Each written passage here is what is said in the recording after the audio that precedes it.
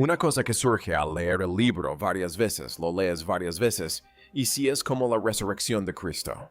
Mel Gibson guardó silencio un momento y luego lo dijo como si estuviera confesando algo. Hay una Biblia que la mayoría del mundo nunca ha leído. Es más antigua que la que conoces. Contiene más libros. Y según Gibson, lo que dice sobre el fin de los tiempos no se parece en nada a lo que nos han contado. ¿Qué fue eliminado? ¿Por qué fue enterrado? ¿Y quién decidió que el resto de nosotros no necesitábamos saberlo? La Biblia, que la mayoría de la gente nunca vio. Estás en otro lugar. Estás en otro reino. Sabes, tienes que ir al infierno. Tienes que ir al Seol. Cuando Mel Gibson empezó a hablar públicamente sobre la Biblia etíope, la mayoría de la gente asumió que era una celebridad que se adentraba en terreno marginal. Pero los eruditos que realmente estudian estos textos tuvieron una reacción diferente. No se sorprendieron. Se sintieron aliviados de que alguien finalmente prestara atención. Esto es lo que nadie dice en voz alta. La Biblia, que la mayor parte del mundo occidental considera completa, con 66 libros fijos y definitivos, no es la única versión que ha sobrevivido. La Iglesia Ortodoxa Etíope conserva una Biblia con más de 80 libros. Eso no es una variación menor. Se trata de un universo bíblico fundamentalmente distinto. Entre esos textos adicionales se encuentran escritos que alguna vez circularon ampliamente en las primeras comunidades cristianas antes de desaparecer de la tradición occidental, el libro de Enoch, el libro de los jubileos, el libro de la alianza y la didascalia. No son documentos marginales ni mitos. Son escritos antiguos que miles de los primeros cristianos consideraron sagrados, hasta que hombres poderosos en Roma decidieron que eran demasiado peligrosos para conservarlos. Etiopía los conservó de todos modos. Durante casi 2000 años, monjes etíopes copiaron estos textos a mano en remotos monasterios, encaramados en acantilados y escondidos en los bosques de las tierras altas, generación tras generación. No lo hacían por rebeldía. Creían que estos escritos eran urgentes, mensajes destinados no a su época, sino a una generación muy lejana en el futuro. Y atención, muchos de esos textos están escritos en que es una antigua lengua etíope que solo un pequeño número de eruditos en el mundo puede leer hoy en día. Durante siglos, el resto del mundo desconocía el verdadero contenido de estos manuscritos. La barrera del idioma por sí sola mantuvo su contenido oculto a los ojos occidentales. Esa invisibilidad puede haber sido precisamente lo que los salvó. Si quieres saber qué dicen esos textos ocultos sobre el mundo actual, quédate con nosotros. Suscríbete para no perderte lo que viene. Lo que estamos a punto de descubrir sobre las 4 etapas de las profecías suprimidas ha permanecido oculto durante casi 17 siglos. Querrás estar aquí para presenciarlo. Cómo Etiopía se convirtió en la guardiana de la verdad. Y para ser sincero, no estoy del todo seguro de poder lograrlo. Es realmente muy ambicioso. Pero intentaré explicarlo. Para entender por qué solo Etiopía conservó estos textos, hay que comprender qué hace que este país sea diferente a cualquier otra civilización en la Tierra. El cristianismo llegó a Etiopía en el siglo IV aproximadamente, al mismo tiempo que se extendía por el Imperio Romano. Pero a diferencia de la Iglesia en Roma, la Iglesia Ortodoxa Etíope creció en relativo aislamiento. Nunca fue absorbida por la maquinaria religiosa y política de Roma. Mantuvo su propio calendario, sus propias tradiciones, su propia versión de las Escrituras. Y cuando el Concilio de Nicea se reunió en el año 1200 después de Cristo para decidir qué libros definirían el cristianismo durante los siguientes 2000 años, Etiopía seguía un camino completamente diferente. Esto es, lo que nadie dice en voz alta. Ese concilio no fue solo una reunión teológica. Los eruditos y teólogos etíopes argumentan que fue un acto político. Los líderes de la iglesia, alineados con el poder imperial romano, eligieron textos que apoyaban un modelo de fe centralizado y dependiente de la institución. Escritos que sugerían que la gente común, especialmente los pobres y marginados, podían recibir la verdad divina directamente. Peligroso. Escritos que profetizaban la corrupción que se extendía dentro de la propia iglesia. Aún más peligroso. Así que esos escritos fueron eliminados. Oficialmente se anunció en secreto que el canon estaba completo. Etiopía nunca estuvo de acuerdo. Y dado que Etiopía nunca fue colonizada, siendo una de las pocas naciones del continente africano que resistió la dominación europea total. Sus antiguas tradiciones nunca fueron suprimidas por la fuerza. Sus monasterios sobrevivieron. Su idioma sobrevivió. Sus escrituras sobrevivieron. En el siglo VI, el explorador Cosmas Indicopleustes escribía sobre un reino cristiano, donde la fe estaba integrada en la vida cotidiana y donde los gobernantes acogían a los cristianos que huían de la persecución en otros lugares. Les ofrecían seguridad. Les ofrecían un hogar. Ofrecían libertad sin doblegarse ante Roma. Y fíjense bien, cuando uno no está sujeto a las estructuras de poder de un imperio, no tiene que adaptar sus textos sagrados a lo que el imperio considera conveniente. Conserva lo que cree que es verdad todo. Pero aquí está el truco durante la mayor parte de la historia. Nadie en Occidente prestó atención. La antigua Biblia de Etiopía se conservaba en monasterios de las tierras altas, custodiada por monjes que comprendían lo que protegían. No fue hasta la era moderna que los investigadores comenzaron a estudiar seriamente estos textos y a comprender lo que había permanecido oculto a plena vista durante 2 milenios. Pero lo que esos textos dicen realmente sobre la era final de la humanidad, esa es la parte que deja a la gente helada. Lo que la Biblia etíope dice sobre los últimos tiempos. Ahora llegamos a la parte que tiene a investigadores teólogos y cineastas como Mel Gibson prestando mucha atención. No sé si se puede hacer en un idioma extranjero porque los conceptos son demasiado difíciles ahora. Así que tal vez tengas que recurrir al idioma vernáculo, porque la descripción de los tiempos finales en la Biblia etíope no se parece en nada a la versión que la mayoría de los cristianos occidentales han escuchado. En la tradición occidental, la profecía del fin de los tiempos es dramática, externa, guerras, plagas, catástrofes cósmicas. El surgimiento de una sola figura del anticristo, fuego del cielo. El libro del Apocalipsis presenta el fin como una secuencia de juicios externos abrumadores. Los textos etíopes describen algo diferente, algo más tranquilo, algo que toca mucho más de cerca. Según el libro del Pacto, uno de los textos etíopes más importantes fuera del canon occidental, Jesús pasó 40 días después de su resurrección, hablando con sus discípulos. Durante esos 40 días describió cómo sería realmente la era final de la humanidad. Y lo que describió no fue principalmente una secuencia de desastres, fue una secuencia de condiciones espirituales. Describió una época en la que la gente conocería su nombre, repetiría sus enseñanzas y construiría magníficas iglesias en su honor. Pero se habría perdido por completo el espíritu vivo que inspiraba sus palabras. Los edificios estarían llenos, dijo, pero el espíritu se habría apagado. Aquí es donde la cosa se pone incómoda. Describió a falsos líderes que operaban no desde fuera de la fe, sino desde dentro de las mismas instituciones construidas en su nombre. Estos líderes, advirtió, usarían su mensaje para justificar la acumulación de poder y riqueza. Hablarían del cielo mientras perseguían el dominio terrenal. Cuando sus enseñanzas se usaban para silenciar el sufrimiento y proteger a los poderosos, decía que era señal de que la humanidad se acercaba a un punto crítico. Luego, se volcó al mundo natural. Terremotos, crecidas de los ríos, extrañas señales en el cielo que desconcertarían incluso a los sabios. Pero su planteamiento fue cuidadoso. Estos sucesos no eran castigos, sino señales como las primeras contracciones antes del parto.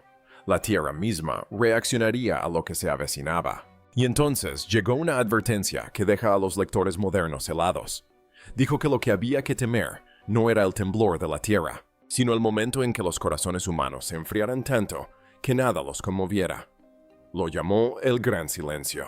Y lo que dicen los textos etíopes que sucede durante ese silencio, eso es lo que vamos a analizar a continuación. Las 4 etapas de la era final. En cierto modo, es casi como un truco de magia. Es una distracción. Es ocultar esto, mostrar aquello. Cuando Mel Gibson habló sobre la Biblia etíope, esta es la parte que, según los investigadores, lo dejó impactado. Porque entre los pasajes más llamativos de toda la colección, se encuentra el marco que Jesús utiliza para describir la era final en 4 etapas distintas. Los estudiosos que han analizado estos manuscritos afirman que este marco no tiene equivalente en ningún otro lugar del canon bíblico occidental. Comienza lentamente, casi imperceptiblemente. La primera etapa se denomina la era del olvido. Es cuando la humanidad deja gradualmente de buscar a través de una lenta deriva. La gente deja de hacerse preguntas profundas, deja de sentarse en silencio. La verdad se vuelve inconveniente, y la incomodidad se convierte en una razón para no mirar. No hay explosión ni anuncio, solo un desvanecimiento silencioso. La segunda etapa es la era del espectáculo. Esta es la parte que mantiene despiertos a los investigadores. El ruido y el entretenimiento reemplazan la sabiduría. La capacidad de pensamiento profundo se ahoga en la estimulación constante. La gente se convierte en experta en distraerse y extraña a la quietud. El texto describe esto no solo como un fracaso cultural, sino como una emergencia espiritual. Una civilización que pierde su capacidad de oír algo más bajo que la voz más fuerte de la sala. ¿Les suena familiar? La tercera etapa es la era del falso pastor. Aquí los textos se vuelven incómodamente específicos. Los líderes corruptos se apropian del nombre de Dios y lo usan como arma. Estos falsos pastores no provienen de fuera de la fe, surgen desde dentro de ella. Hablan el lenguaje de lo sagrado mientras persiguen las recompensas de lo secular. Jesús los describe como las figuras más peligrosas de toda la profecía porque son las más difíciles de reconocer. Y luego llega la cuarta etapa, la que deja a los eruditos pálidos. Se llama el gran silencio. No es un silencio de paz ni la quietud de un lugar sagrado. El gran silencio se describe como el momento en que la conexión entre el cielo y la tierra se vuelve tan tenue que incluso quienes la buscan sinceramente apenas pueden sentirla. Los textos dicen que este es el momento más peligroso de toda la historia de la humanidad. No porque Dios esté ausente, sino porque la humanidad se ha alejado tanto que ya no puede sentir la presencia que siempre estuvo ahí. Pero esto es lo que dicen los textos que sucede a continuación, y es lo último que cualquiera esperaría. Los 7 sellos del corazón. Bueno, si crees eso es verdad. Sí, no lo sé. Espero que tengas razón. Si has oído hablar de los 7 sellos del libro del Apocalipsis, los conoces como eventos cósmicos y externos juicios catastróficos desatados desde fuera. Los textos etíopes describen un conjunto completamente diferente de 7 sellos, y esta es la parte que Gibson ha dicho que cambia la forma en que entiendes todo lo demás. Estos sellos no se refieren al mundo, se refieren a la condición interior de un solo ser humano. Según estos escritos antiguos, la verdadera batalla de la era final no se libra en el cielo ni en un campo de batalla. Se libra dentro de cada persona viva. El primer sello es el sello de la comodidad. Cuando una persona evita la verdad simplemente porque le resulta incómoda el crecimiento, requiere una ruptura. Este sello elige la seguridad sobre la indagación. El segundo es el sello del orgullo. Cuando alguien está tan seguro de que ya lo entiende todo, que deja de escuchar, deja de aprender, deja de reflexionar. El orgullo no siempre parece arrogante, a veces parece una certeza silenciosa. Y el texto dice que es una de las barreras más efectivas para el despertar. El tercero es el sello del miedo. Una vida regida por la necesidad de seguridad. Cuando el miedo controla cada decisión, la gente está dispuesta a ignorar la verdad con tal de sentirse segura. Y lo que es más, el texto dice que este sello se vuelve especialmente poderoso en la era final, precisamente porque el mundo se siente inestable. El cuarto es el sello de la distracción. La gente llena cada momento de tranquilidad con ruido, entretenimiento y actividad constante, sin dejar espacio para pensar profundamente, ni escuchar una vocación superior. Ni silencio, ni quietud, ni lugar para que llegue nada inconveniente. El quinto es el sello de la falsa comunidad. Cuando las personas se rodean solo de quienes comparten sus ideas, se crea una cámara de eco donde la verdad ya no puede entrar. El texto describe esto como particularmente peligroso en la era final. Un tiempo en el que resulta más fácil que nunca encontrar una tribu que confirme las creencias preexistentes. El sexto es el sello de la falsa misericordia, donde el perdón se convierte en una excusa para no crecer ni cambiar. El consuelo se disfraza de gracia, evadiendo la responsabilidad. Se disfraza de compasión. Y el séptimo sello, el que el texto considera el más peligroso de todos, es el sello de la religión misma. Cuando las palabras sagradas, los rituales y las tradiciones se convierten en una máscara que oculta una fe sin vida cuando la representación de la creencia reemplaza la realidad de la misma. Esto es lo que dice el texto que sucede cuando una persona rompe los 7. No reciben una señal de los cielos, no desbloquean un don sobrenatural. Ellos mismos se convierten en la chispa del despertar que el mundo ha estado esperando. Pero ¿cómo se relaciona ese despertar con la profecía sobre el imperio final? Ahí es donde las cosas se ponen realmente inquietantes. El imperio final y la jaula que nadie ve. Deberíamos consultar con alguien como un erudito bíblico. Oh sí, sí, oh Dios mío sí, sí. Hay otro texto etíope fuera del canon occidental llamado Didascalia. Y esta es la parte que Mel Gibson ha descrito como la más difícil de asimilar. Narra la advertencia de Jesús a sus seguidores sobre lo que él llama el imperio final. No una nación, no una potencia militar, sino un sistema. Una estructura tan vasta y sutil que la mayoría de la gente viviría dentro de ella toda su vida sin darse cuenta de que estaba cautiva. Dice que este imperio no usará cadenas, usará la comodidad. Les dará a las personas pan y entretenimiento, y a eso lo llamará libertad.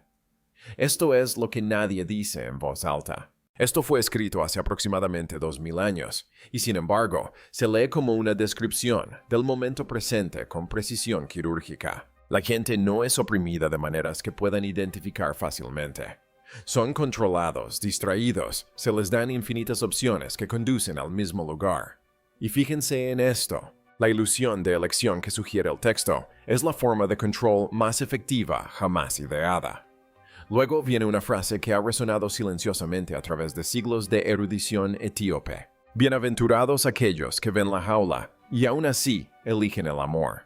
Bienaventurados aquellos que tienen hambre de verdad en la era de la falsa abundancia. Pero aquí es donde la cosa se pone incómoda.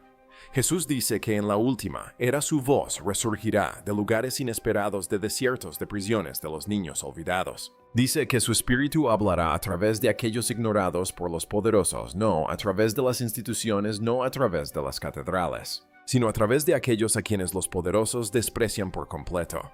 Y luego viene la frase que, según los eruditos etíopes, fue una de las principales razones por las que este texto fue censurado en el Concilio de Nicea en el año 325 después de Cristo. La verdad más peligrosa del fin de los tiempos es esta: quienes afirman estar preparados serán los últimos en verlo venir.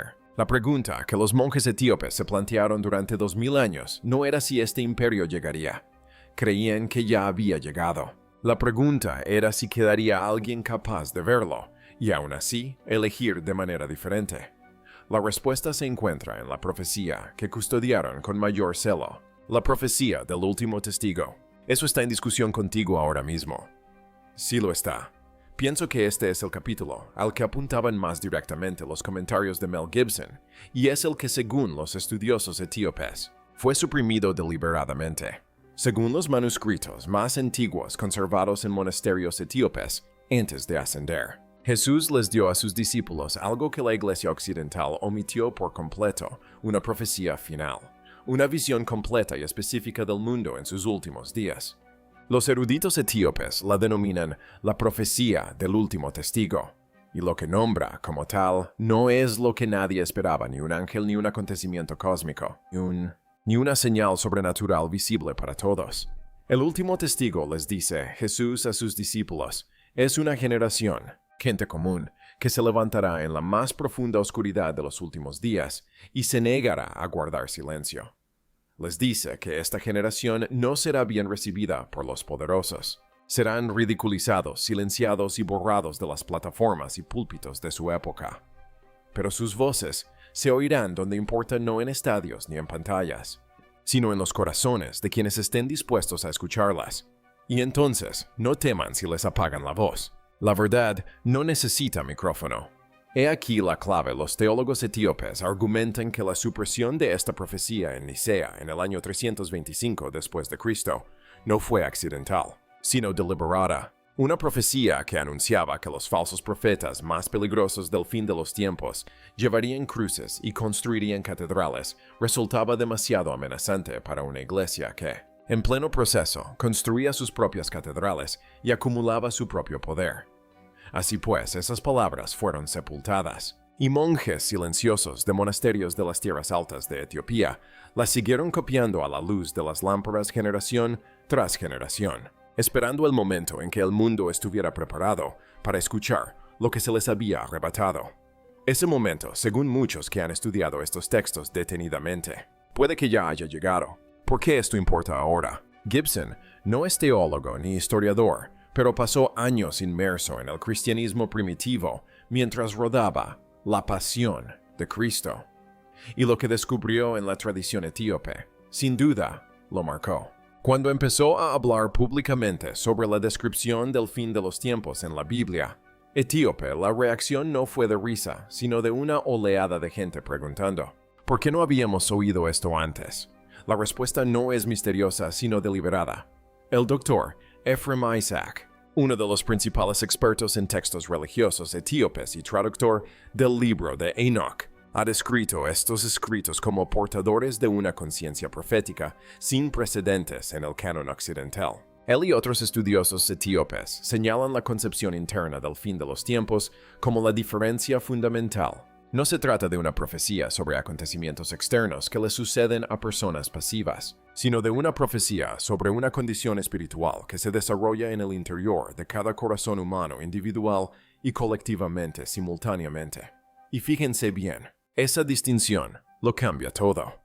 Si el fin de los tiempos es principalmente una catástrofe externa, uno espera, observa, sobrevive o no. Pero si el fin de los tiempos es principalmente una condición espiritual, algo que se desarrolla dentro de las comunidades, dentro de las instituciones, dentro de los individuos, entonces cada persona que observa esto ya está en medio de ello ahora mismo, hoy. Los textos etíopes describen una era del olvido, una era del espectáculo, una era de falsos pastores y un gran silencio. Lean esa lista despacio y luego miren a su alrededor. No son profecías vagas que podrían aplicarse a cualquier época. Son lo suficientemente específicas como para que los investigadores que las estudian describan una sensación de reconocimiento que según la mayoría resulta profundamente inquietante. No es inquietante como una película de terror, sino como comprender algo que has intuido durante años, pero no sabías cómo llamarlo. La Biblia etíope no termina su profecía en la desesperación. Termina con una promesa que atraviesa la oscuridad. Jesús dice, el fin no es el fin de la vida, sino el fin de la mentira. Promete que quienes eligieron el amor y la verdad, incluso cuando el mundo entero eligió la comodidad y el poder, no se perderán. Dice que serán conocidos por sus cicatrices, no por sus coronas.